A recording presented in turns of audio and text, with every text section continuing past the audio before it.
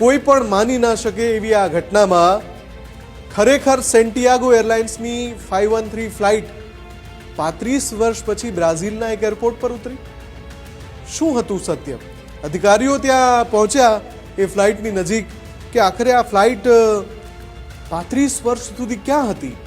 શું એ હવામાં જ આટાફેરા મારતી હતી? ને જો હવામાં આટાફેરા મારતી હતી તો ઈંધણ ક્યાંથી આવ્યું?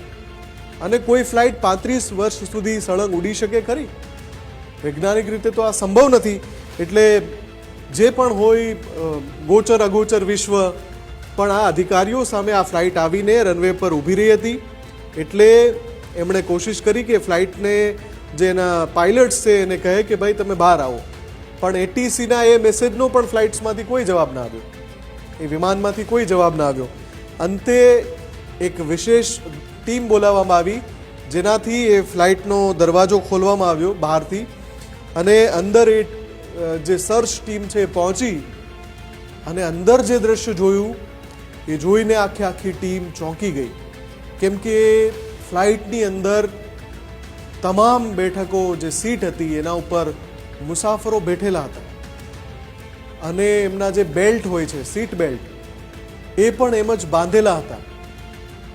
અંદરની સ્થિતિ બહુ ખરાબ હતી, પણ જેટલા પણ મુસાફરો સીટ પર બેસેલા હતા એ તમામ હાડ પિંજર બની ગયા હતા. જેટલા પણ અધિકારીઓ ત્યાં હાજર હતા એ આ દ્રશ્ય જોઈને લગભગ અર્ધ બેભાન અવસ્થા જેવા થઈ ગયા કે 35 વર્ષ પછી ગાયબ થયેલી એક ફ્લાઇટ અચાનક બ્રાઝિલના એરપોર્ટ પર ઉતરે છે, કોઈ પણ સિગ્નલ, કોઈ પણ સંકેત, કોઈ પણ મેસેજ આપ્યા વગર. અને જ્યારે એ ફ્લાઇટ ઉતરે છે તો અંદર તમામ લોકો હાડ પિંજરની હાલતમાં છે. આથી હવે જે અધિકારીઓ છે કોકપીટ તરફ ગયા. કોકપીટ એટલે કે જ્યાંથી વિમાનનું સંચાલન થાય, ઉડાન જ્યાંથી ભરવામાં આવે, પાયલટ જ્યાંથી એ વિમાનને ચલાવે છે, એ કોકપીટ તરફ ગયા.